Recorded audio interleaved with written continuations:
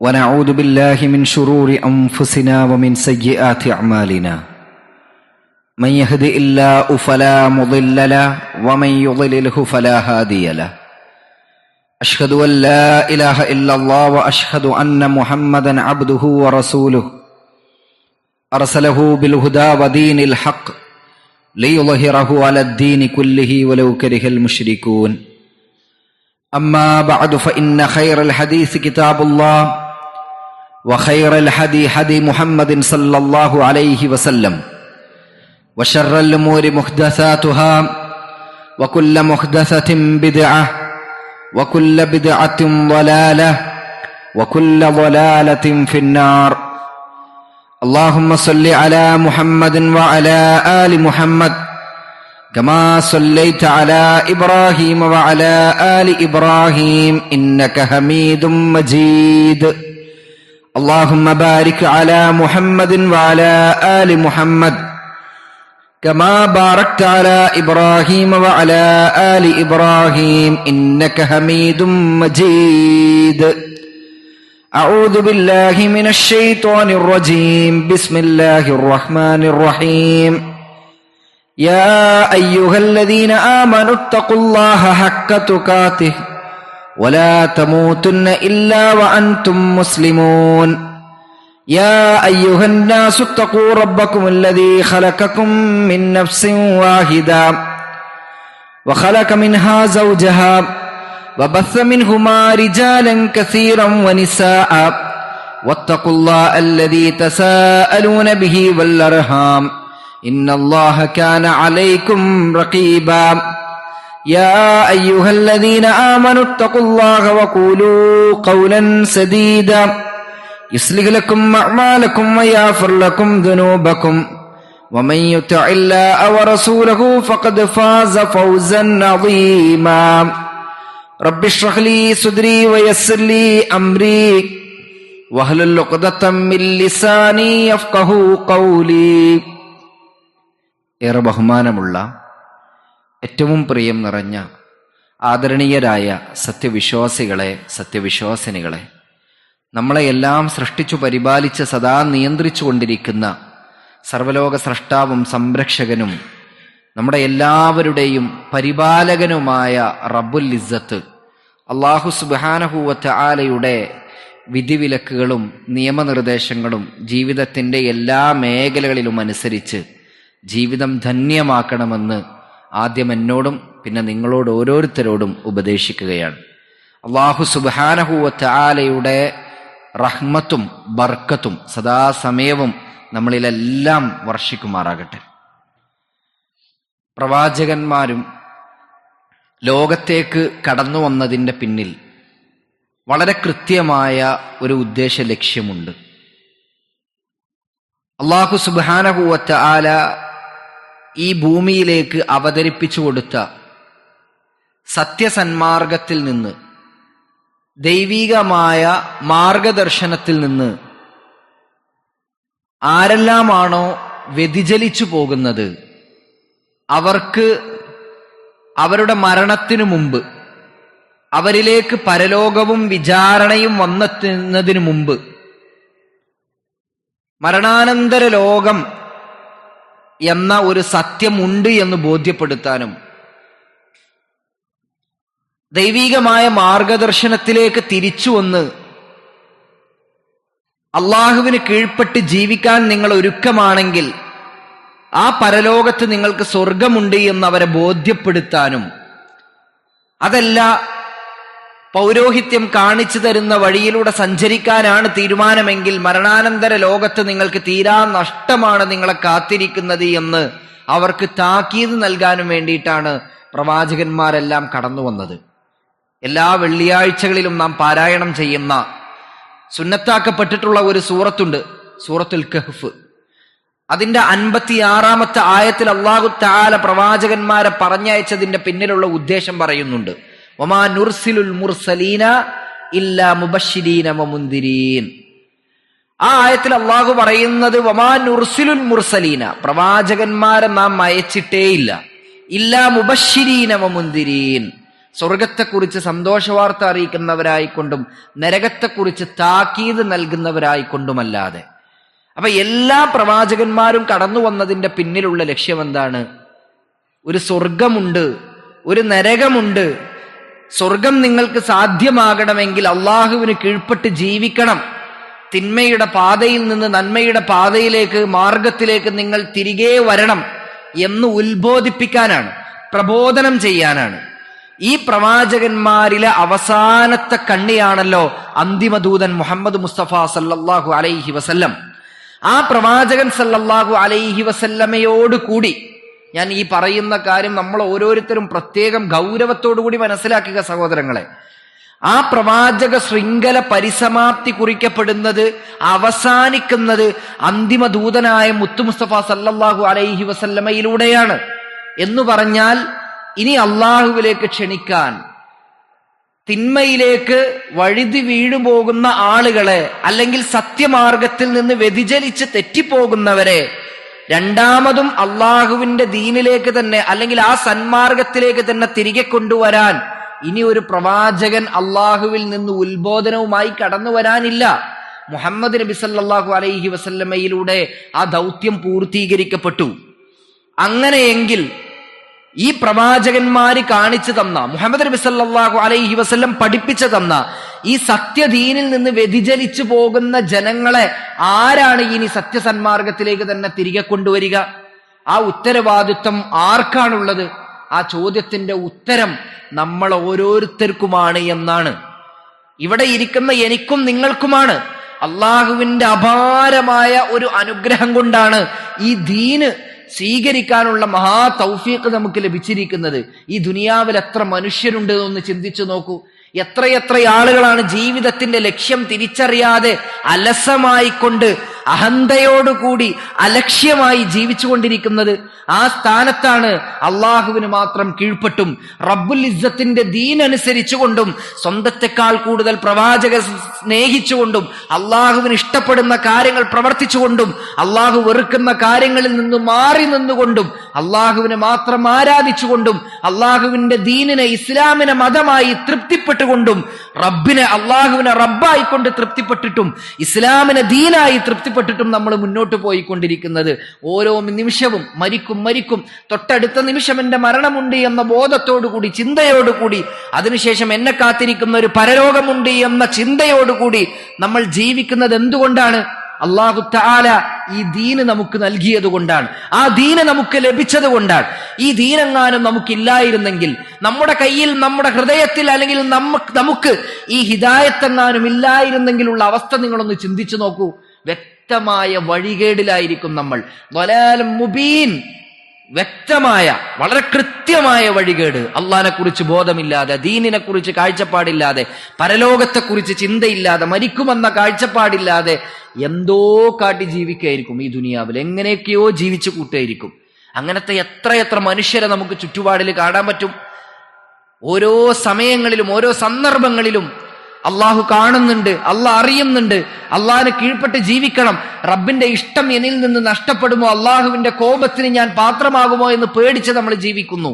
എന്താണ് ഇതിന്റെയൊക്കെ കാരണം? എന്താണ് ഇതിനെല്ലാം നിദാനം?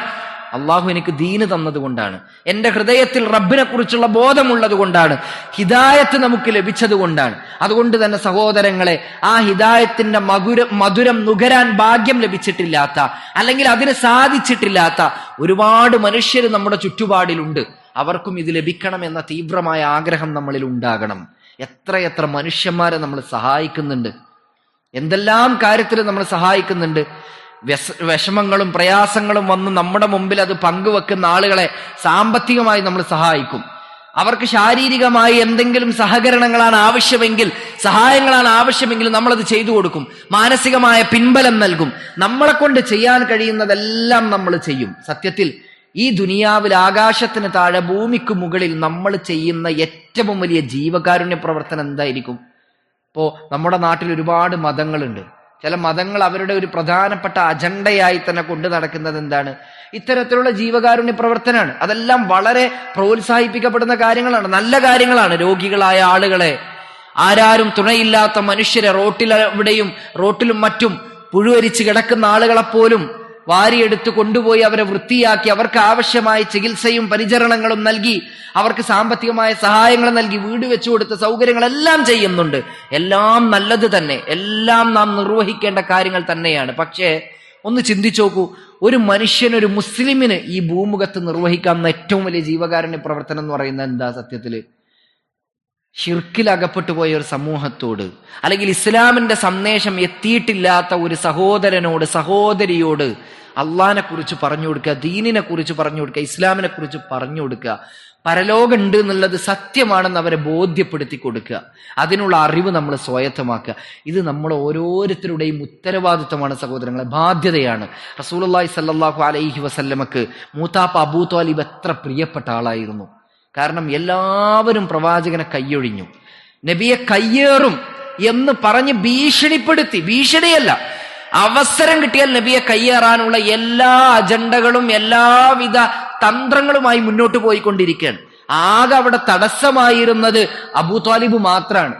അബൂ ത്വാലിബാണ് നബിയുടെ കൂടെയുള്ളത് എന്നറിഞ്ഞിട്ട് ആ അബൂ ത്വാലിബിന്റെ അടുക്കൽ ഒരിക്കൽ മക്കയിലെ മുശ്രിക്കീങ്ങൾ അബൂജഹലും കൂട്ടരും വന്നിട്ട് പറയുന്നുണ്ട്, മുഹമ്മദിനെ ഞങ്ങൾ ഇനി കയ്യേറുട്ടോ, ഈ പോക്ക് പോയാൽ മുഹമ്മദിനെ ഞങ്ങൾ വകവരുത്തും, നിങ്ങൾ അദ്ദേഹത്തിന് സംരക്ഷണം നൽകുന്നുണ്ട് എന്നൊക്കെ ഞങ്ങൾക്കറിയാം. അതുകൊണ്ട് മുഹമ്മദിനോട് ഈ പറയുന്ന ദീനീ പ്രചാരണം, ഈ പറയുന്ന ഏകദൈവ വിശ്വാസത്തിന്റെ പ്രചാരണം, പ്രബോധന പ്രവർത്തനം അത് നിർത്താൻ പറയണം. അബൂ ത്വാലിബ് നിസ്സഹായനായി. അവരെയും തള്ളിക്കളയാൻ വയ്യ, മുഹമ്മദ് നബി സല്ലല്ലാഹു അലൈഹി വസല്ലമയെയും തള്ളിക്കളയാൻ വയ്യ. അങ്ങനെ റസൂലുള്ളാഹി സ്വല്ലല്ലാഹു അലൈഹി വസല്ലമയെ വിളിപ്പിച്ചു, ഒറ്റക്ക് വിളിപ്പിച്ചു. എന്നിട്ട് പറഞ്ഞു, മുഹമ്മദ്, എൻ്റെ അടുക്കൽ മക്കയിലെ മുതിർന്ന നേതാക്കന്മാർ വന്നിരുന്നു. അവർ പറഞ്ഞു, ഇനിയും നീ ഈ പ്രവർത്തനവുമായി മുന്നോട്ട് പോയാൽ, ദീനീ പ്രബോധനവുമായി മുന്നോട്ട് പോയാൽ അവർ നിന്നെ വകവരുത്തുമെന്നാണ് അവർ പറയുന്നത്. ഞാൻ നിസ്സഹായനാണ്, എന്താണ് ചെയ്യേണ്ടത് എന്ന് എനിക്കറിയില്ല. അപ്പൊ നബി സല്ലല്ലാഹു അലൈഹി വസല്ലം വളരെയധികം ഖിന്നനായി, വളരെയധികം ദുഃഖിതനായി. കാരണം ആകെ ഉണ്ടായിരുന്ന ഭൗതിക ലോകത്തുള്ള ഒരു അവലംബമാണ്, ഒരു ആശ്രയമാണ്, ഒരു താങ്ങാണ്, ഒരു തണലാണ് അബൂ ത്വാലിബ്. പ്രവാചകനിൽ വിശ്വസിച്ചിട്ടില്ലെങ്കിലും പ്രവാചകന് വേണ്ട എല്ലാവിധ സഹായങ്ങളും എല്ലാവിധ സഹകരണങ്ങളും പിൻബലവും ധൈര്യവും നൽകിയ ഒരു ബാക്ക് ബോണായി പ്രവർത്തിച്ച ആളാണ് അബൂ ത്വാലിബ്. ആ അബൂ ത്വാലിബാണ് ഇങ്ങനെ പറയുന്നത്. നബി സല്ലല്ലാഹു അലൈഹി വസല്ലം പറയുന്നുണ്ട്, മൂത്താപ്പ, എന്തും ഞാൻ സഹിക്കും, പക്ഷേ നിങ്ങൾ കൂടി ഇങ്ങനെ പറഞ്ഞപ്പോൾ എൻ്റെ മനസ്സ് വല്ലാതെ വേദനിച്ചു പോയി. മൂത്താപ്പ, നിങ്ങൾ അറിഞ്ഞോളൂ, എൻ്റെ വലത്തെ കൈയിൽ സൂര്യനെയും ഇടത്തെ കൈയിൽ ചന്ദ്രനെയും വെച്ച് തന്നാൽ പോലും മുഹമ്മദ് ഈ ദൗത്യത്തിൽ നിന്ന് പിന്മാറുകയില്ല. അതായത് ഇസ്ലാമിക പ്രബോധനത്തിന് പ്രവാചകൻ മുഹമ്മദ് നബി സല്ലല്ലാഹു അലൈഹി വസല്ലം കണ്ട ഒരു പ്രാധാന്യം നോക്കൂ നിങ്ങൾ. ദഅവത്തിന് ആ പ്രവാചകന്റെ ഉമ്മത്തിൽ അനുയായികളാണ് നമ്മൾ. അള്ളാഹു അവന്റെ അപാരമായ കാരുണ്യം കൊണ്ടാണ് ഈ ദീനിനെ നമുക്ക് നൽകിയത്. സഹോദരങ്ങളെ, അള്ളാഹിനെ മാത്രം ആരാധിക്കണമെന്ന ബോധം, ഷിർക്ക് ജീവിതത്തിൽ വരാൻ പാടില്ല, അതിന്റെ അപകടം, അതുപോലെ തന്നെ ഹറാമുകളും ബിദ്അത്തുകളും ജീവിതത്തിലോ വിശ്വാസത്തിലോ കർമ്മത്തിലോ കലരാതെ സൂക്ഷ്മതയോടുകൂടി, ഗൗരവത്തോടുകൂടി, വളരെ ബോധത്തോടുകൂടി ജീവിക്കാനുള്ള ഒരു അവസ്ഥ, അത്തരമൊരു ചിന്താശേഷി, അല്ലെങ്കിൽ അങ്ങനെയുള്ള ഒരു സാമൂഹികമായ അന്തരീക്ഷം നമുക്ക് ഒരുക്കി തന്നത് റബ്ബിന്റെ അപാരമായ തൗഫീക്ക് കൊണ്ടല്ലേ അത് ലഭിച്ചത്.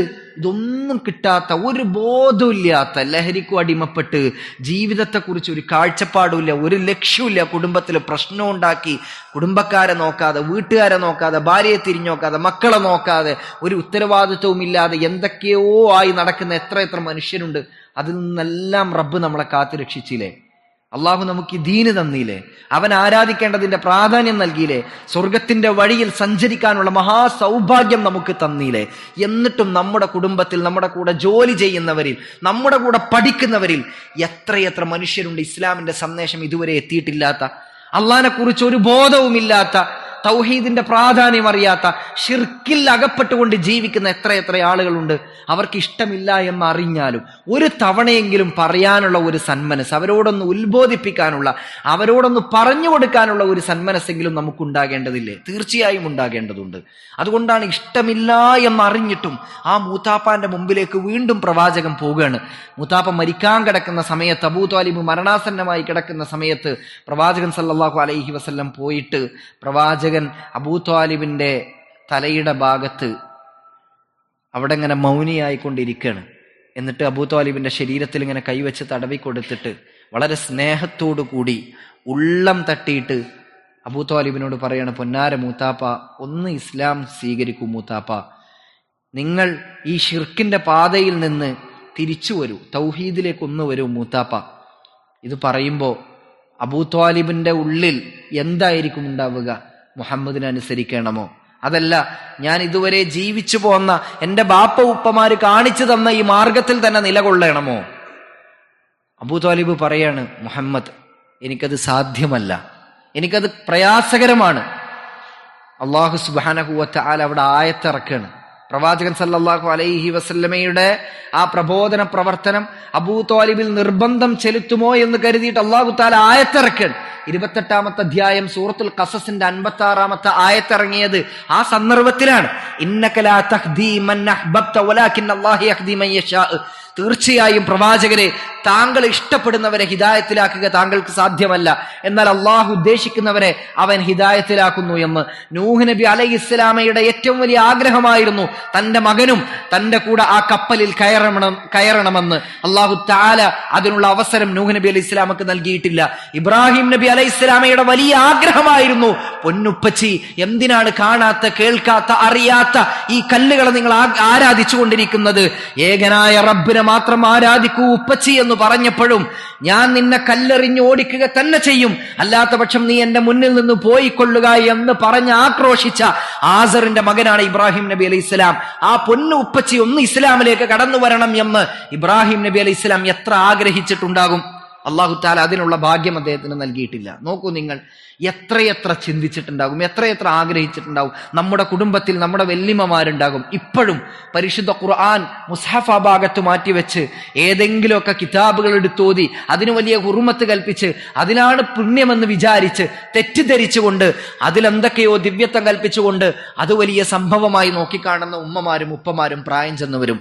നമ്മുടെ ഭാര്യമാർ ഇടക്കാലത്ത് ജീവിതത്തിന്റെ സഞ്ചാരത്തിനിടക്ക് എവിടെയോ വെച്ച് നമുക്ക് അല്ലാഹുവിന്റെ തൗഫീഖ് കൊണ്ട് ദീന് ലഭിച്ചിട്ടുണ്ടാകും, തൗഹീദ് ലഭിച്ചിട്ടുണ്ടാകും. ഷിർക്കിന്റെ വഴിയിൽ, ഹറാമിന്റെ വഴിയിൽ, ബിദ്അത്തിന്റെ വഴിയിലായിരുന്നല്ലോ ഇത്രയും ഞാൻ കാലം സഞ്ചരിച്ചിരുന്നത്. ഈ ഒരു സന്ദർഭത്തിൽ എനിക്ക് ദീന് കിട്ടിയല്ലോ, ഇനി എന്റെ ഭാര്യക്ക് അത് കിട്ടണം. ഒരുപക്ഷെ നമ്മൾ പ്രവാസ ലോകത്ത് നിന്ന് ആ ജോലി അവസാനിപ്പിച്ച് നാട്ടിലേക്ക് വന്നതുപോലും അത്തരം എത്രയോ മനുഷ്യന്മാരില്ലേ, പ്രവാസ ലോകത്ത് നിന്ന് ആ ജോലി അവസാനിപ്പിച്ചിട്ട് പാതി വഴിയിൽ ഉപേക്ഷിച്ചിട്ട് നാട്ടിലേക്ക് വരുന്നത് പോലും എന്തിനായിരിക്കും? എന്റെ ഭാര്യക്കും മക്കൾക്കും മരിക്കുന്നതിന് മുമ്പ് ഈ ദീന് കിട്ടണം. അവർ ഈ ഷിർക്കിന്റെ വഴിയിൽ നിൽക്കാൻ പാടില്ല, അവർ ഈ തൗഹീദിന്റെ വഴിയിലേക്ക്, അതിന്റെ രാജപാതയിലേക്ക് കടന്നു വരണം, അവർക്കും ദീന് ലഭിക്കണമെന്ന ആത്മാർത്ഥമായ ആഗ്രഹത്തോട് കൂടിയിട്ട് പ്രവാസ ലോകത്ത് ജോലി അവസാനിപ്പിച്ച് പാതി വഴിയിൽ ഉപേക്ഷിച്ച് വന്ന എത്രയോ ആളുകളുണ്ടാകും, പ്രവാസികളുണ്ടാകും. അതിൻ്റെയൊക്കെ ചിന്ത എന്താ? ഉള്ളിലുള്ള ആഗ്രഹം എന്താ? അവർക്ക് ദീൻ എങ്ങനെയെങ്കിലും കിട്ടണം. സഹോദരങ്ങളെ, നമുക്ക് ഈ ചിന്ത ഇല്ലേ? നമുക്ക് ഈ ആഗ്രഹമില്ലേ? നമ്മൾ എന്തെല്ലാം നന്മകൾ പ്രവർത്തിക്കുന്നുണ്ട്. ഈ ദഅവത്ത് മാറ്റിവെച്ച് ഈ ദഅവത്ത് ഒന്നും നിർവഹിക്കാതെ റബ്ബിന്റെ അടുക്കലേക്ക് എത്തിയാൽ നമ്മുടെ ഉത്തരവാദിത്തമെല്ലാം കഴിഞ്ഞു എന്നാണോ നാം തെറ്റിദ്ധരിക്കുന്നത്? അല്ല. സ്വഹാബാക്കൾ പരസ്പരം കണ്ടുമുട്ടുമ്പോൾ അപ്പൊ ഓതി കൊടുക്കുന്ന ഒരു സൂറത്ത് ഏതാണെന്നറിയോ? നമുക്കൊക്കെ സുപരിചിതമായിട്ടുള്ള ഒരു സൂറത്ത് തന്നെ, വൽ ആസർ എന്ന് തുടങ്ങുന്ന സൂറത്തുൽ ആസർ, ഖുർആന്റെ 103-ാമത്തെ സൂറത്ത്. അതിൽ പരലോകത്ത് രക്ഷ പ്രാപിക്കുന്ന ജനവിഭാഗത്തെ കുറിച്ച് പറയുമ്പോൾ അവർക്ക് 4 നിബന്ധനകളാണ് അല്ലാഹു തആല പറയുന്നത്. അവരെ പരലോകത്ത് ജയിക്കുള്ളൂ, അല്ലാത്തവരൊന്നും പരലോകത്ത് ജയിക്കൂല. കാരണം അള്ളാഹ് 2-ാമത്തെ ആയത്തിൽ തന്നെ പറയുന്നത് ഇന്നൽ ഇൻസാന ലഫീ ഖുസ്ർ, തീർച്ചയായും മനുഷ്യൻ നഷ്ടത്തിലാണെന്ന്. എന്നിട്ട് ആരാണ് വിജയിക്കുന്നവർ? ഏതൊരു മനുഷ്യനിലാണോ ഈ പറയുന്ന 4 നിബന്ധനകളുള്ളത് അവർ വിജയിക്കും. അതിലൊന്ന് ഈമാനാണ് പഠിപ്പിച്ചത്, വിശ്വാസം ശരിയാകണം. 2-ാമത്തതോ ആ വിശ്വാസം മുന്നിൽ വെച്ചുകൊണ്ടുള്ള സൽക്കർമ്മം അയാൾ പ്രവർത്തിക്കണം. 3-ാമത്തത് ദഅവത്ത് ചെയ്യണം എന്നാ പഠിപ്പിച്ചത്. നമുക്ക് കിട്ടിയ ദീനിനെ, അത് എനിക്ക് ഏതായാലും കിട്ടി, ഞാനിപ്പോൾ അത് മറ്റുള്ളവരോട് പറയാൻ പോയാൽ ഓർക്കെന്നെ വെറുപ്പായാലോ? ഞാൻ ജോലി ചെയ്യുന്ന ഒരു സ്പേസിൽ, ഞാൻ വർക്ക് ചെയ്യുന്നിടത്ത്, ഞാൻ പഠിക്കുന്നിടത്ത് ഞാനിത് പറയാൻ പോയാൽ ചിലപ്പോൾ അവരെന്നെ ഒരു തീവ്രവാദിയായി കണ്ടാലോ, ഒരു തീവ്ര ചിന്താഗതിക്കാരനായി കണ്ടാലോ, ഒരു എക്സ്ട്രീമിസ്റ്റ് അല്ലെങ്കിൽ ഫണ്ടമെന്റലിസ്റ്റ് ആയിട്ട് എന്നെ അവർ അഡ്രസ്സ് ചെയ്യാൻ ശ്രമിച്ചാലോ? അല്ല എന്നുണ്ടെങ്കിൽ ഞാനിപ്പോ ഒരു വലിയ മതമൗലികവാദി എന്നൊക്കെ എന്നെ അവർ പറഞ്ഞാലോ, എന്നെ പരിഹസിച്ചാലോ, അവർ ആ ഒരു ഫ്രണ്ട്ഷിപ്പ് സർക്കിളിൽ നിന്ന് എന്നെ മാറ്റി നിർത്തിയാലോ, ഇങ്ങനെ കുറെ അനാവശ്യമായ ചിന്തകളായിരിക്കും നമുക്കുണ്ടാകുക. ഈ ഒരു സന്ദർഭത്തിൽ പറയണ്ടട്ടോ, ഇപ്പൊ പറഞ്ഞാൽ ഭയങ്കര പ്രശ്നമാണെന്നാ പറയാ. അള്ളാന്റെ സംരക്ഷണം എൻ്റെ കൂടെ ഉണ്ടാകുമെന്ന ബോധം നഷ്ടപ്പെടുന്നത് കൊണ്ടാണ് അത്തരം കാര്യങ്ങൾ നമ്മൾ പറഞ്ഞുകൊണ്ടിരിക്കുന്നത്. യാ അയ്യുഹർ റസൂൽ ബല്ലിഗ് മാ ഉൻസില ഇലൈക മിർ റബ്ബിക് വഇൻ ലം തഫ്അൽ ഫമാ ബല്ലഅത റിസാലതഹു വല്ലാഹു യഅസിമുക മിനൻ നാസി ഇന്നല്ലാഹ ലാ യഹ്ദിൽ ഖൗമൽ കാഫിരീൻ. ഖുർആനിന്റെ 5-ാം അധ്യായം സൂറത്ത് മാഇദയിൽ 67-ാമത്തെ വചനമാണ്. അള്ളാഹുവിന്റെ റസൂലിനോട് അള്ളാഹ് പറയാണ്, യാ അയ്യുഹർ റസൂൽ, അല്ലയോ പ്രവാചകരെ, ബല്ലിഗ് മാ ഉൻസില ഇലൈക മിർ റബ്ബിക്, താങ്കളുടെ രക്ഷിതാവിങ്കൽ നിന്ന് താങ്കൾക്ക് അവതരിപ്പിക്കപ്പെട്ട ഈ സന്ദേശം താങ്കൾ ജനങ്ങൾക്ക് എത്തിച്ചു കൊടുക്കുക. താങ്കളെങ്ങാനും ഇത് നിർവഹിച്ചില്ല എങ്കിൽ അള്ളാഹുവുമായിട്ടുള്ള കരാർ താങ്കൾ പൂർത്തീകരിച്ചിട്ടില്ല. വല്ലാഹു യഅസിമുക മിനന്നാസ്, ജനങ്ങളിൽ നിന്ന് അള്ളാഹു താങ്കളെ കാത്തു രക്ഷിക്കുന്നതാണ്. അള്ളാഹു നമുക്ക് നൽകുന്ന ഒരു വാഗ്ദാനമാണ് അള്ളാഹിന്റെ സംരക്ഷണം നമുക്കുണ്ടാകും എന്നുള്ളത്. പക്ഷെ അള്ളാഹുവിനോട് നമുക്കുള്ളൊരു കരാറുണ്ട്. ആ കരാർ എന്താ? അള്ളാഹു എത്തിച്ചു തന്ന, അള്ളാഹു പ്രവാചകന്മാരിലൂടെ മുഹമ്മദ് നബിയിലൂടെ ഖുർആനിലൂടെ അവതരിപ്പിച്ചു തന്ന ഈ ദീനിനെ അത് ജനങ്ങളിലേക്ക് എത്തിച്ചു കൊടുക്കുക, തബ്ലീഗ് ചെയ്യുക, ജനങ്ങളിലേക്ക് ആശയ കൈമാറ്റം നടത്തുക എന്നുള്ളതാണ്. അത് നമ്മൾ ചെയ്യേണ്ട ഉത്തരവാദിത്വമാണ്, ബാധ്യതയാണ്. അതുകൊണ്ടാണ് വിജയിക്കുന്ന ആളുകളുടെ 4 അടയാളങ്ങൾ പറഞ്ഞപ്പോൾ അതിൽ 3-മതായി പറഞ്ഞത് ദഅവത്താണ്. 4-മത് പറഞ്ഞതോ ഈ ദഅവത്തൊക്കെ ചെയ്യുമ്പോൾ ഉണ്ടാകുന്ന പരീക്ഷണങ്ങളിൽ ക്ഷമിക്കുക. മഹാനായ അബൂദറുൽ ഗിഫാരി റളിയല്ലാഹു അൻഹു ഗിഫാർ ഗോത്രക്കാരനാണ്. ഗിഫാർ ഗോത്രത്തിൽ നിന്ന് അദ്ദേഹം പ്രവാചകനെ കാണാനും പ്രവാചകനെ പറ്റി അറിയാനും വേണ്ടി മക്കയിലേക്ക് ദൂരെ യാത്ര ചെയ്തു വരികയാണ്. ചുട്ടുപൊള്ളുന്ന മണൽ ഭൂമിയിലൂടെ അദ്ദേഹം വരികയാണ്. കയ്യിൽ കുറച്ച് ഭക്ഷണവും വെള്ളവും മാത്രമാണ് ഉള്ളത്. അന്ന് മക്കയിൽ പരസ്യ പ്രബോധനം ആരംഭിച്ചിട്ടില്ല. അപ്പൊ പ്രവാചകനെ കുറിച്ച് അദ്ദേഹത്തിന്റെ നാട്ടിൽ നിന്ന് കേട്ടു. അദ്ദേഹം ഒരു ആശയം പ്രബോധനം ചെയ്യുന്നുണ്ട് എന്ന് അറിഞ്ഞു. ആ ആശയത്തെക്കുറിച്ച് കേൾക്കാനും അറിയാനും പഠിക്കാനും വേണ്ടി വരികയാണ്. അങ്ങനെ മക്കയിൽ വന്നു. പ്രവാചകന്റെ സദസ്സിൽ അദ്ദേഹം കയറിപ്പറ്റി. ദാറുൽ അർഖമിലേക്ക് വന്നു. അലി റളിയല്ലാഹു അൻഹുവിനെ കണ്ടപ്പോൾ അലി റളിയല്ലാഹു അൻഹുവിനോട് പറഞ്ഞു, ഞാൻ മുഹമ്മദ് നബിയെ കാണാനും അദ്ദേഹത്തോട് സംസാരിക്കാനും വന്നതാണ്. അദ്ദേഹത്തിന്റെ ആഗ്രഹപ്രകാരം അലി ഇബ്നു അബി ത്വാലിബ് റളിയല്ലാഹു അൻഹു അദ്ദേഹത്തെ നേരെ അള്ളാന്റെ റസൂലിന്റെ ദർസിലേക്ക്, ക്ലാസ്സിലേക്ക് കൊണ്ടുപോയി ആക്കി കൊടുത്തു. അന്ന് രഹസ്യമായാണ് പ്രബോധനം നടക്കുന്നത്. അർഖമിന്റെ വീട്ടിൽ വെച്ച്, അതായത് ദാറുൽ അർഖമിൽ വെച്ച് അവിടെ പോയിരുന്നു. നബിയുടെ ക്ലാസ് കേട്ടു. നബിയുടെ തിരുനാവിൽ നിന്ന് ആ ദീനിനെ കുറിച്ച് മനസ്സിലാക്കി. റസൂലുള്ളാഹിന്റെ മുമ്പിൽ വെച്ച് അദ്ദേഹം കലിമ ചൊല്ലി ഇസ്ലാം സ്വീകരിച്ചു. എന്നിട്ട് അദ്ദേഹം ചോദിക്കാണ് പ്രവാചകനോട്, ഞാൻ ഇനി എന്താ ചെയ്യേണ്ടത്? അബൂദർ, നിന്റെ നാട്ടിലേക്ക് തിരികെ പോണം, അവിടുത്തുകാരെ ഈ ദീനിലേക്ക് ക്ഷണിച്ചുകൊള്ളുക. അദ്ദേഹം തിരിച്ചിറങ്ങിയപ്പോ മക്കക്കാരോട് തന്റെ ഇസ്ലാം ആശ്ലേഷണം ഉറക്കെ പ്രഖ്യാപിക്കാം, അവരെയും കൂടി ദീനിലേക്ക് ക്ഷണിക്കാം എന്ന് കരുതിയിട്ട് മക്കയുടെ കാബയുടെ കില്ല പിടിച്ചിട്ട് അദ്ദേഹം ഈ അത്യുച്ചത്തില് ഈ ദീന് ആളുകളോട് പറയാണ്. ആളുകളെല്ലാം തടിച്ചുകൂടി. അബൂദർ ഗിഫാരി റളിയല്ലാഹു അൻഹുവിനെ വളഞ്ഞിട്ട് മർദ്ദിച്ചു. രക്തം തുപ്പി അദ്ദേഹം ബോധരഹിതനായി നിലത്ത് വീണു. ബോധം വന്നപ്പോൾ അദ്ദേഹം വീണ്ടും എണീച്ചിട്ട് ആൾക്കാരോട് ഇതന്നെ പറയാണ്. അദ്ദേഹത്തെ ആളുകൾ വീണ്ടും മർദ്ദിച്ചു. അവശനായി അദ്ദേഹം, തല്ലുകൊണ്ട് അവശനായ ഒരു സ്വഹാബിയെ ഇസ്ലാമിക ചരിത്രത്തിൽ നമുക്ക് കാണാം, അബൂദർ ഗിഫാരി റളിയല്ലാഹു അൻഹു. എന്നിട്ട് അദ്ദേഹം ആ രക്തം വാർന്നൊലിക്കുന്ന ശരീരവുമായിട്ട് ഇങ്ങനെ നടന്നു പോവുകയാണ്. കാലങ്ങൾക്ക് ശേഷം പ്രവാചകൻ സല്ലല്ലാഹു അലൈഹി വസല്ലം സ്വഹാബാക്കളും ഒത്തിരിക്കുമ്പോൾ ഒരു വലിയ സംഘം ഇങ്ങനെ കടന്നു വരുന്നത് കണ്ടു. റസൂലുള്ളാഹി വിചാരിച്ചു ഏതൊരു യുദ്ധസംഘം മുന്നറിയിപ്പില്ലാതെ വരികയാണെന്ന്. അടുത്തേക്ക് എത്തിയപ്പോഴാണ് അറിയുന്നത് അബൂദറും കൂട്ടരുമാണ് എന്ന്. നബി സല്ലല്ലാഹു അലൈഹി വസല്ലം ആശ്ചര്യത്തോടു കൂടി ചോദിച്ചു, അബൂദറെ, ആരാണ് ഇവരൊക്കെ? അദ്ദേഹം പറഞ്ഞു, പ്രവാചകരെ, ഞാൻ താങ്കളിൽ നിന്ന് ലഭിച്ച ആ ദീനുമായി എൻ്റെ നാട്ടിലേക്ക് പോയി അവിടുത്തുകാരെ ദീനിലേക്ക് ക്ഷണിച്ചു. അതിന്റെ ഭാഗമായി ഇസ്ലാമിലേക്ക് കടന്നു വന്നവരാണ് ഇവരെന്ന്, ഈ ദീനിലേക്ക് കടന്നു വന്നവരാണ് ഇവരെന്ന്. പ്രവാചകൻ സല്ലല്ലാഹു അലൈഹി വസല്ലമക്ക് സന്തോഷം പിടിച്ചു വെക്കാൻ പറ്റുന്നില്ല.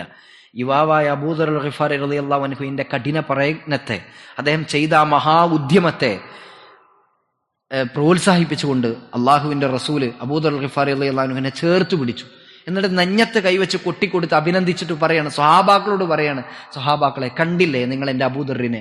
ആകാശത്തിന് താഴെ ഭൂമിക്ക് മുകളിൽ അബൂദറിനെ പോലെ സത്യം പറയുന്ന മറ്റൊരാളെയും ഞാൻ കണ്ടിട്ടില്ല എന്ന്. നോക്കൂ നിങ്ങൾ, എത്ര വലിയ പ്രതിഫലമായിരിക്കും. നമുക്കൊരു പോസ്റ്റർ ഷെയർ ചെയ്യാനാണോ പറ്റുന്നത്? അല്ലെങ്കിൽ ഒരു പോസ്റ്റർ ഉണ്ടാക്കാനാണോ നമുക്ക് കഴിവുള്ളത്? അല്ലെങ്കിൽ ആ പോസ്റ്ററിലേക്ക് ആവശ്യമായ കണ്ടന്റ് തയ്യാറാക്കാനാണോ നമുക്ക് കഴിവുള്ളത്? അത് മതി. സാമ്പത്തികമായി ഒരു ദാവാ പ്രവർത്തനത്തെ സപ്പോർട്ട് ചെയ്യാനാണോ നമുക്ക് അള്ളാഹു കഴിവ് തന്നിട്ടുള്ളത്? അത് മതി. എഴുതാനുള്ള കഴിവുണ്ടോ? അള്ളാന്റെ ദീനിനെ എഴുതി പ്രചരിപ്പിക്കുക. ഇസ്ലാമോ ഫോബിയയും ഇസ്ലാമിനെതിരെയുള്ള വിമർശനങ്ങളും കടന്നു വന്നുകൊണ്ടിരിക്കുന്ന കാലത്ത്, അതൊരു തൊഴിലായി ഏറ്റെടുത്തുകൊണ്ടിരിക്കുന്ന കാലഘട്ടത്തിൽ ഇസ്ലാമിന്റെ സന്ദേശത്തെ ജനങ്ങളിലേക്ക് എത്തിച്ചു കൊടുക്കാനുള്ള മഹാ ഉദ്യമത്തിൽ ഏർപ്പെടുക എന്നത് വലിയ ധർമ്മസമരമാണ്, വലിയ പ്രതിഫലമുള്ള കാര്യമാണ്. എന്തൊക്കെ കഴിവാണോ അള്ളാഹു നമുക്ക് തന്നത്, ആ കഴിവുകൾ ഉപയോഗിച്ചുകൊണ്ട് നമ്മൾ ദാവാ പ്രവർത്തനത്തിൽ ഏർപ്പെടുക. കൊണ്ടുവരപ്പെടണം. ആ ദഅവാ പ്രവർത്തനം നിർവഹിക്കുന്ന ഒരു കൂട്ടായ്മ നമ്മുടെ നാട്ടിലുണ്ടെങ്കിൽ ആ കൂട്ടായ്മയുടെ നന്മയിൽ നമ്മൾ സഹകരിക്കുക തന്നെ വേണം. അത് നമ്മുടെ ബാധ്യതയാണ്, അത് നമ്മുടെ ഉത്തരവാദിത്വമാണ്. അതാണ് ഏറ്റവും വലിയ ജീവകാരുണ്യ പ്രവർത്തനം എന്ന് തിരിച്ചറിഞ്ഞുകൊണ്ട് നമ്മൾ മുന്നോട്ട് പോവുക. അള്ളാഹു അതിനെല്ലാം നമുക്ക് തൗഫീഖ് നൽകി അനുഗ്രഹിക്കുമാറാകട്ടെ.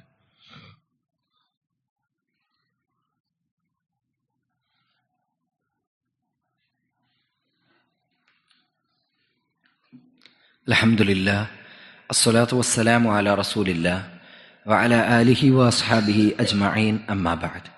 അള്ളാഹുവിനെ സൂക്ഷിച്ച് ജീവിതം ധന്യമാക്കണമെന്ന് ഒരിക്കൽ കൂടി സ്വന്തത്തെ വിസ്മരിക്കാതെ എല്ലാ ഓരോരുത്തരോടും ഉപദേശിക്കുകയാണ്, വസിയ്യത്ത് ചെയ്യുകയാണ്. വ്യത്യസ്തങ്ങളായ മതങ്ങൾക്കും ഇസങ്ങൾക്കും ദർശനങ്ങൾക്കുമെല്ലാം ജന്മം നൽകിയ ഒരു മണ്ണാണ് നമ്മുടെ ഇന്ത്യ മഹാരാജ്യം. നമ്മുടെ രാജ്യത്തിൻ്റെ ഭരണഘടനയുടെ അകക്കാമ്പ് എന്ന് പറയുന്നത് തന്നെ യൂണിറ്റി ഇൻ ഡൈവേഴ്സിറ്റി എന്നൊക്കെ നാം നമ്മുടെ സ്കൂൾ വിദ്യാഭ്യാസ കാലഘട്ടത്തിൽ പോലും വായിച്ചു പഠിച്ച നാനാത്വത്തിൽ ഏകത്വം എന്ന് പറയുന്ന ഒരു മതേതരമായ കാഴ്ചപ്പാടുണ്ട്. ആ ഒരു സഹിഷ്ണുതാ സ്വഭാവത്തെ, ആ ഐക്യത്തെ തകർക്കുക എന്നതാണ് ഫാഷിസ്റ്റുകളുടെ എക്കാലത്തെയും ലക്ഷ്യം. ഏറ്റവും അവസാനം കഴിഞ്ഞ 1-2 ദിവസങ്ങൾക്ക് മുമ്പ് ജമ്മു ആൻഡ് കശ്മീരിലെ പെഹൽഗാമിലെ ബൈസാരൻ വാരിയിൽ നടന്ന ഭീകരാക്രമണവുമായി ബന്ധപ്പെട്ട വാർത്തകൾ സജീവമായി കൊണ്ടിരിക്കുകയാണ്. അതിന് പിന്നിൽ പ്രവർത്തിച്ചത് ആരായിക്കോട്ടെ, ഞാൻ പറയുന്നത് അത് മതം നോക്കിയിട്ടല്ല. ആ തീവ്രവാദ പ്രവർത്തനം നടത്തിയത് അല്ലെങ്കിൽ അതിൻ്റെ ബുദ്ധി കേന്ദ്രമായി പ്രവർത്തിച്ചത്, ആ ഭീകരവാദ പ്രവർത്തനത്തിനുള്ള സഹായ സഹകരണങ്ങൾ ചെയ്തു കൊടുത്തത് ആരായിക്കോട്ടെ, അവർ തീർച്ചയായും നിയമത്തിന് മുന്നിൽ കൊണ്ടുവരപ്പെടണം. അർഹിക്കുന്ന ശിക്ഷ തന്നെ അവർക്ക് വാങ്ങിക്കൊടുക്കാനുള്ള ഒരു പ്രവർത്തനം, അത്തരം കാര്യങ്ങൾ, യജ്ഞങ്ങൾ സർക്കാരിന്റെ ഭാഗത്ത് നിന്ന് ഉണ്ടാകുമെന്നാണ് പ്രതീക്ഷിക്കുന്നത്. ഉണ്ടാവുക തന്നെ വേണം. പക്ഷെ വാർത്തകൾ പൂർണ്ണമായും നമ്മളിലേക്ക് എത്തുമ്പോഴേക്ക് അത് ഇസ്ലാം ഭീതി പടർത്താനുള്ള, ഇസ്ലാമോ ഫോബിയ പടർത്താനുള്ള ഏറ്റവും നല്ല ഒരു ടൂളായി, ഒരു മാനദണ്ഡമായി, ഒരു അവസരമായിട്ട് പലപ്പോഴും ഇരുട്ടിന്റെ ശക്തികൾ, ഫാഷിസ്റ്റ് ശക്തികൾ ഇത് ഉപയോഗിച്ചുകൊണ്ടിരിക്കുന്നു എന്നത് വളരെ ഖേദകരമായ ഒരു കാര്യമാണ്. സത്യത്തിൽ ഇതുണ്ടാക്കിയ അല്ലെങ്കിൽ ഇതുമായി ബന്ധപ്പെട്ട് വന്ന വാർത്തകളെല്ലാം നിങ്ങൾ പരിശോധിച്ചു നോക്കൂ. വളരെ വ്യക്തമായ ഒരു അജണ്ട അതിന് പിന്നിൽ ഉണ്ടായിരുന്നു എന്ന് കാണാൻ കഴിയും. നമ്മുടെ രാജ്യത്ത് ഹിന്ദു മുസ്ലിം ഐക്യം എന്ന് പറയുന്നത് ഏറ്റവും നല്ല രീതിയിലാണ് നിലനിന്ന് പോരുന്നത്. അത് നിലനിൽക്കുക തന്നെ വേണം. ആ ഒരു രീതിയിൽ തന്നെ രാജ്യം മുന്നോട്ട് പോകണം. അതിനുവേണ്ടി തന്നെയാണ് ഇവിടെ ഓരോ മുസൽമാനും ഓരോ ഹൈന്ദവ സഹോദരങ്ങളും എല്ലാ മതവിശ്വാസികളും പ്രവർത്തിച്ചു കൊണ്ടിരിക്കുന്നത്. പക്ഷേ ആ ഒരു ഐക്യത്തെ, ആ ഒരു സഹകരണത്തെ, ആ ഒരു സഹന സ്വഭാവത്തെ, ആ ഒരു സാഹോദര്യ ബന്ധത്തെ ഇല്ലായ്മ ചെയ്യുക എന്നത് ചില ആളുകളുടെ പ്രത്യേകമായ അജണ്ടയായി മാറിയിരിക്കുന്നു. അവരതിനു വേണ്ടി നൂറ്റാണ്ടുകളായി പ്രവർത്തിച്ചു കൊണ്ടിരിക്കുന്നു, വർഷങ്ങളായി പണിയെടുത്തുകൊണ്ടിരിക്കുന്നു. അത് തിരിച്ചറിഞ്ഞുകൊണ്ട് അതിനെ ഇല്ലായ്മ ചെയ്യാനാണ് നമ്മൾ പരിശ്രമിക്കേണ്ടത്. ഇതുമായി ബന്ധപ്പെട്ട്, ഈ ഒരു സ്ഫോടനവുമായി ബന്ധപ്പെട്ട്, ഈ ഒരു ഭീകരാക്രമണവുമായി ബന്ധപ്പെട്ട് വന്ന വാർത്തകൾ, പ്രത്യേകിച്ചും സോഷ്യൽ മീഡിയ, സമൂഹ മാധ്യമങ്ങളൊക്കെ പരിശോധിക്കുമ്പോൾ അതിന് താഴെ വരുന്ന ഓരോ വീഡിയോക്കും താഴെ വരുന്ന ഓരോ കമന്റ്സുകൾ നിങ്ങളൊന്ന് പരിശോധിച്ച് നോക്കിയാൽ മതി. ആ കമന്റ്സുകളൊക്കെ വായിക്കുമ്പോൾ അവിടെ നമുക്ക് കാണാൻ കഴിയും എത്രത്തോളം ഭീകരമായ ഒരു അവസ്ഥയിലേക്കാണ് നമ്മുടെ രാജ്യം എടുത്തെറിയപ്പെടാൻ പോകുന്നത് എന്ന്. അവിടെ ശത്രുവിന്റെ ലക്ഷ്യം എന്താണ് എന്ന് മനസ്സിലാക്കിക്കൊണ്ട് ആ കെണിയിൽ വീണുകൊടുക്കാതെ മുന്നോട്ട് പോകേണ്ട ഉത്തരവാദിത്വം എവിടെയുള്ള ഹിന്ദുവിനും മുസ്ലിമിനും, ഓരോ ജനാധിപത്യ ബോധമുള്ള ഇന്ത്യ എന്ന ഒരു ഇന്ത്യ എന്ന ഈ ഒരു മഹാസംസ്കാരത്തെ കുറിച്ച് ചരിത്രമറിയുന്ന, അതിനെക്കുറിച്ച് കാഴ്ചപ്പാടുള്ള ഓരോ മനുഷ്യനും ഒരുമിച്ച് നിൽക്കേണ്ട ഒരു സമയം കൂടിയാണിത്. നോക്കൂ നിങ്ങൾ, അതിനെ ഒരു ഇസ്ലാമോഫോബിയ പടർത്താനുള്ള ഒരു പരിശ്രമമായിട്ടാണ് പലപ്പോഴും ആളുകൾ കാണുന്നത്. അവിടെ നാം ഹിന്ദുവാണ് ചെയ്തത് എന്നോ മുസ്ലിമാണ് ചെയ്തത് എന്നാണോ നോക്കേണ്ടത്? അല്ല. ഈ ഭീകരാക്രമണം ചെയ്തത് ആരാണെങ്കിലും ശരി, അത് മുസ്ലിം ആണെങ്കിലും ശരി, അത് ഹിന്ദു ആണെങ്കിലും ശരി, അത് മതമുള്ളവനാണെങ്കിലും ശരി, ആരാണെങ്കിലും ഭീകരതയ്ക്ക് മതമില്ല എന്ന് നമ്മൾ തിരിച്ചറിയുക. എവിടെയും ഒരു മതവും അത് പഠിപ്പിക്കുന്നില്ല. അങ്ങനെ ഇസ്ലാമിന്റെ നേർക്കത് ചാർത്താനുള്ള ശ്രമം നടക്കുന്നുണ്ട്. എവിടെയെങ്കിലും ദീനുൽ ഇസ്ലാം അങ്ങനെ പഠിപ്പിക്കുന്നുണ്ടോ? നോക്കൂ നിങ്ങൾ, ഇസ്ലാമിക ചരിത്രത്തിൽ നിന്നൊരു സംഭവം കാണാം. തൊഅമത്ത് എന്നു പേരുള്ള ഒരാള്, അയാളൊരു മുനാഫിക്കാണ്, ഒരു കപട വിശ്വാസിയാണ്. അയാൾ ഒരിക്കൽ ഒരു പടയങ്കി മോഷ്ടിച്ചു. അപ്പൊ റിഫാത്ത് റളിയല്ലാഹു അൻഹു ഈ സംഭവം അറിഞ്ഞു, തുഅമത്താണ് മോഷ്ടിച്ചത് എന്ന്. റിഫാത്ത് റളിയല്ലാഹു അൻഹു ഈ സംഭവം മെല്ലെ പോയി പ്രവാചകനോട് പറഞ്ഞു കൊടുത്തു. റസൂലുള്ളാഹി സ്വല്ലല്ലാഹു അലൈഹി വസല്ലം പടയങ്കി തിരയാൻ വേണ്ടി ഇങ്ങനെ വന്നതാണ്. അപ്പൊ ഈ തുഅമത്ത് എന്ന് പറയുന്ന ഈ കപട വിശ്വാസിക്ക് മനസ്സിലായി, ഇത് എന്റെ അടുക്കൽ നിന്ന് കണ്ടെത്തും, പ്രവാചകൻ എന്റെ അടുക്കൽ നിന്ന് കണ്ടെത്തും, അപ്പോൾ സ്വാഭാവികമായും ഞാൻ കുറ്റവാളിയാകും. തെറ്റ് ചെയ്തത് അദ്ദേഹം തന്നെയാണ്, സംശയമൊന്നുമില്ല. അപ്പൊ അദ്ദേഹം ഇത് മെല്ലെ എന്ത് ചെയ്തു, ഒരു ജൂത മുസ്ലിം പ്രശ്നമാക്കാൻ വേണ്ടി, ജൂതന്മാരും മുസ്ലിങ്ങളും തമ്മിൽ ഒരു വലിയ പ്രശ്നത്തിന് കാരണമാകാൻ വേണ്ടി, ഒരു ജൂത മുസ്ലിം വിഷയമാക്കി എടുക്കാൻ വേണ്ടി, താൻ നിരപരാധിയാണ് എന്ന് ധരിപ്പിക്കാൻ വേണ്ടി തുഅമത്ത് മെല്ലെ ഈ ഒരു പടയങ്കി സയ്യിദ് ഇബ്നു സമീൻ എന്നു പേരുള്ള ഒരു ജൂതന്റെ ടെന്റിന്റെ ഉള്ളിൽ കൊണ്ടുപോയി മെല്ലെ വെച്ചു, ആരും അറിയാതെ. പ്രവാചകൻ പടയങ്കിക്ക് വേണ്ടി ഇങ്ങനെ തെരച്ചിൽ നടത്തിയപ്പോൾ കിട്ടിയത് സയ്യിദ് ഇബ്നു സമീൻ എന്ന ജൂതന്റെ ടെന്റിന്റെ ഉള്ളിൽ നിന്ന്. സയ്യിദ് ഇബ്നു സമീനാണ് കുറ്റവാളി എന്ന് തെറ്റിദ്ധരിച്ചുകൊണ്ട് പ്രവാചകൻ സല്ലല്ലാഹു അലൈഹി വസല്ലം ശിക്ഷ വിധിക്കാൻ ഒരുങ്ങിയപ്പോഴേക്ക് ആകാശ ലോകത്ത് നിന്ന് അല്ലാഹു തആല ആയത്തിറക്കിയ ജൂതന്റെ നിരപരാധിത്വം സംരക്ഷിക്കുകയാണ്. നിങ്ങളൊന്ന് ആലോചിച്ച് നോക്കൂ, അല്ലാഹു തആല ജൂതന്റെ നിരപരാധിത്വം സംരക്ഷിക്കാൻ വേണ്ടി പരിശുദ്ധ ഖുർആനിലെ സൂറത്തു നിസായിൽ 9ഓളം ആയത്ത് അവതരിപ്പിക്കുകയാണ്. ഒരു ജൂതന്റെ നിരപരാധിത്വം തെളിയിക്കാൻ വേണ്ടിയിട്ട്, സംരക്ഷിക്കാൻ വേണ്ടിയിട്ട്. അവിടെ അല്ലാഹു തആല പ്രാധാന്യം നൽകിയത് നീതിക്കാണ്. ഇസ്ലാം പ്രാധാന്യം നൽകിയത് നീതിക്കാണ്. അവിടെ തുഅമത്തിനെ സംരക്ഷിക്കാനും ജൂതനായ സയ്യിദ് ഇബ്നു സമീനിനെ ശിക്ഷിക്കാനുള്ള അവസരമായിട്ടാണോ അത് മുതലെടുത്തത്? അല്ല. അതുപോലെ തന്നെ ഈ ഒരു ഭീകരാക്രമണം നമ്മൾ നടക്കുമ്പോൾ, ഇത്തരം സംഭവങ്ങൾ നടക്കുമ്പോൾ അതൊരു മുസ്ലിമാണ് ചെയ്തത്, അല്ലെങ്കിൽ ഇസ്ലാം നാമധാരികളാണ് ചെയ്തത് എന്ന് പറഞ്ഞിട്ട്, അല്ലെങ്കിൽ അങ്ങനെ വരുത്തി തീർത്തിട്ട് അത് രാജ്യത്ത് ജീവിക്കുന്ന എല്ലാ മുസൽമാനെയും മുൾമുനയിൽ നിർത്താനുള്ള ഒരു അവസരമായി സ്വീകരിക്കുകയാണോ ചെയ്യേണ്ടത്? അല്ല സഹോദരങ്ങളെ. അവിടെ ഈ ഒരു ഐക്യത്തെ മുന്നിൽ നിലനിർത്തി കൊണ്ടുപോകാൻ, അത് തകർക്കാനുള്ള ശ്രമമാണ് ഇത്തരം കാര്യങ്ങളെന്ന് തിരിച്ചറിഞ്ഞുകൊണ്ട് മുന്നോട്ട് പോവുകയാണ് നമ്മൾ ചെയ്യേണ്ടത്. അതിൽ മരണപ്പെട്ടു പോയ ആളുകളുണ്ട്, അവർക്ക് അവരുടെ കുടുംബത്തെ നഷ്ടപ്പെട്ടവരുണ്ട്. അവരുടെ വേദനയിൽ, അവരുടെ ദുഃഖത്തിൽ നമ്മളെല്ലാം പങ്കുചേരുകയാണ്. അവരുടെ ദുഃഖത്തിലെല്ലാം നമ്മൾ പങ്കുചേരുന്നുണ്ട്. ആ ഒരു വെടിവെപ്പ് അവിടെ നടന്ന സമയത്ത് അവിടെയുള്ള ടൂറിസ്റ്റുകളെ രക്ഷിക്കാൻ വേണ്ടിയിട്ട് ആദിൽ ഹുസൈൻ ഷാ എന്ന് പറയുന്ന ഒരു മുസ്ലിം നാമധാരിയാണ് ആ ഭീകരാക്രമണത്തിന്റെ മുന്നിലേക്ക്, അവരുടെ തോക്കിന്റെ മുന്നിലേക്ക് ചാടിയതും. അങ്ങനെ അദ്ദേഹം അതിൽ വെടികൊണ്ട് മരിക്കുകയാണ് ചെയ്ത്. അപ്പൊ നമ്മളൊന്ന് ചിന്തിച്ചു നോക്കൂ, അവിടെ ഒരു മുസ്ലിമാണ് അവിടെയുള്ള സഞ്ചാരികളെ, വിനോദസഞ്ചാരികളെ, ടൂറിസ്റ്റുകളെ രക്ഷിക്കാൻ വേണ്ടിയിട്ട് ശ്രമം നടത്തിയതും അദ്ദേഹത്തിന്റെ ജീവൻ അദ്ദേഹം ബലിയർപ്പിച്ചതും. നമ്മൾ മനസ്സിലാക്കുക, ഖുർആൻ പഠിപ്പിക്കുന്നത് എന്താണ്? മൻ ഖതല നഫ്സൻ ബിഗൈരി നഫ്സിൻ ഔ ഫസാദിൻ ഫിൽ അർളി ഫകഅന്നമാ ഖതല അന്നാസ ജമിഅ. അന്യായമായിട്ട് ഭൂമിയിൽ ഒരാളെ കൊന്നാൽ എല്ലാ മുസ്ലിങ്ങളെയും കൊന്ന പോലെയാണെന്നല്ല, ലോകത്തെ സർവ്വ മനുഷ്യരെയും കൊന്ന പോലെയാണ്. വമൻ അഹ്യാ ഫകഅന്നമാ അഹ്യ അന്നാസ ജമിഅ. ഒരാളുടെ ജീവൻ രക്ഷിച്ചാൽ ലോകത്തുള്ള സർവ്വ മനുഷ്യരുടെയും ജീവൻ രക്ഷിച്ച പോലെ. അതുകൊണ്ട് നീതിക്കാണ് പ്രാധാന്യം നൽകേണ്ടത്. ആരാണോ ഇത്തരം തെറ്റുകൾ ചെയ്തത്, തിന്മ ചെയ്തത്, ഈ ഭീകരാക്രമണത്തിന് പിന്നിൽ പ്രവർത്തിക്കുന്നത്, അവർ നിയമത്തിന്റെ മുന്നിൽ കൊണ്ടുവരപ്പെടട്ടെ. അർഹമായ ശിക്ഷ അവർക്ക് ലഭിക്കട്ടെ എന്ന് നമ്മൾ പ്രാർത്ഥിക്കാം. മൗലാന അബുൽ കലാം ആസാദ് അദ്ദേഹം പറയുന്ന ഒരു വർത്തമാനമുണ്ട്. കുത്തബ് മീനാറിന്റെ മുകളിൽ ഒരു മാലാഖ വന്നിരുന്നിട്ട്, ഇന്ത്യ സ്വരാജാകണം എന്നാണോ നിങ്ങൾ ആഗ്രഹിക്കുന്നത്, അതല്ല ഹിന്ദു മുസ്ലിം ഐക്യം നിലനിൽക്കണം എന്നാണോ ആഗ്രഹിക്കുന്നത്? ഇങ്ങനെ 2 ഓപ്ഷൻസ് എന്റെ മുന്നിൽ തന്നാൽ തീർച്ചയായും ഞാൻ പറയും, രാജ്യം സ്വരാജായില്ലെങ്കിലും വേണ്ടില്ല, ഹിന്ദു മുസ്ലിം ഐക്യം രാജ്യത്ത് നിലനിൽക്കണം എന്നേ ഞാൻ പറയുകയുള്ളൂ, അതേ ഞാൻ തെരഞ്ഞെടുക്കുകയുള്ളൂ എന്ന്. അത് തന്നെയാണ് നമുക്കും പറയാനുള്ളത്. ഈ രാജ്യത്ത് ഐക്യം നിലനിൽക്കണം. ഇവിടെ ഹിന്ദുവിനെയും മുസ്ലിമിനെയും തമ്മിലടിപ്പിച്ച് രക്തം ചിന്തി അത് കണ്ട് ആസ്വദിക്കാൻ ശ്രമിക്കുന്ന ഇരുട്ടിന്റെ ശക്തികളെ തിരിച്ചറിയുക. അത്തരം തിന്മകൾക്കെതിരെയാണ് നമ്മുടെ ദൈക്ഷണികമായ ചിന്തകളും എഴുത്തുകളും നമ്മുടെ പ്രവർത്തനങ്ങളും ഉണ്ടാകേണ്ടത്. വൈകാരികതകൾക്കപ്പുറത്ത് വളരെ വിവേകത്തോടുകൂടി, ജനാധിപത്യപരമായി, വളരെ മതേതര കാഴ്ചപ്പാടോടുകൂടി തന്നെ ഇത്തരം തിന്മകളെ തിരിച്ചറിഞ്ഞ്, അപകടങ്ങളെ തിരിച്ചറിഞ്ഞ് മുന്നോട്ട് പോകാൻ നമ്മുടെ ഭാഗത്തു നിന്ന് ശ്രമം ഉണ്ടാകണം. സർവ്വലോക രക്ഷിതാവായ അല്ലാഹു തആല ഇത്തരത്തിലുള്ള ശത്രുക്കളുടെ കുതന്ത്രങ്ങളെല്ലാം ഇല്ലാതാക്കുമാറാകട്ടെ. ഈ രാജ്യത്ത് നിലനിൽക്കുന്ന സഹനം, സമാധാനം, ഐക്യം, സഹിഷ്ണുത, സാഹോദര്യം അത് അല്ലാഹു തആല കാത്തു സൂക്ഷിക്കുമാറാകട്ടെ. അത് നിലനിർത്തി കൊടുക്കുമാറാകട്ടെ. നമ്മളിൽ നിന്ന് വന്നുപോയിട്ടുള്ള ചെറുതും വലുതുമായ, അറിഞ്ഞും അറിയാതെയുമായി, രഹസ്യമായും പരസ്യമായും ചെയ്തു കൂട്ടിയിട്ടുള്ള സർവ്വ തിന്മകളും അല്ലാഹു തആല നമുക്കൊക്കെ പുറത്തു മാപ്പാക്കി തരുമാറാകട്ടെ. പട്ടിണി കൊണ്ടും ദാരിദ്ര്യം കൊണ്ടും കടം കൊണ്ടും ബുദ്ധിമുട്ടുന്ന ഒരുപാട് പേര് നമ്മുടെ കൂട്ടത്തിലുണ്ട്. അവരുടെ പട്ടിണി, ദാരിദ്ര്യം, കടബാധ്യത എല്ലാം അല്ലാഹു തആല ദൂരീകരിച്ചു കൊടുക്കുമാറാകട്ടെ. മാറാ രോഗങ്ങളെ കൊണ്ട് പ്രയാസപ്പെടുന്നവരുടെ രോഗം അല്ലാഹു തആല എത്രയും പെട്ടെന്ന് ശിഫ നൽകി അവർക്കും നമുക്കുമൊക്കെ പരിപൂർണമായ ആയുസ്സാരോഗ്യ സൗഖ്യം നൽകി അനുഗ്രഹിക്കുമാറാകട്ടെ. കത്തിയാളുന്ന നരകത്തിൽ നിന്ന് റബ്ബുൽ ഇസ്സത്ത് നമ്മളെയൊക്കെ കാത്ത് രക്ഷിക്കുമാറാകട്ടെ. അല്ലാഹുമ്മ അജിർനാ മിനന്നാർ, അല്ലാഹുമ്മ അജിർനാ മിനന്നാർ, അല്ലാഹുമ്മ അജിർനാ മിനന്നാർ. اللهم أعز الإسلام والمسلمين وأذل الشرك والمشركين. ربنا اصرف عنا عذاب جهنم إن عذابها كان غراما إنها ساءت مستقرا ومقاما. ربنا هب لنا من أزواجنا وذرياتنا قرة أعين واجعلنا للمتقين إماما. ربنا آتنا في الدنيا حسنة وفي الآخرة حسنة وقنا عذاب النار. ربنا تقبل منا إنك أنت السميع العليم وتب علينا إنك أنت التواب الرحيم. آمين آمين آمين برحمتك يا أرحم الراحمين والحمد لله رب العالمين.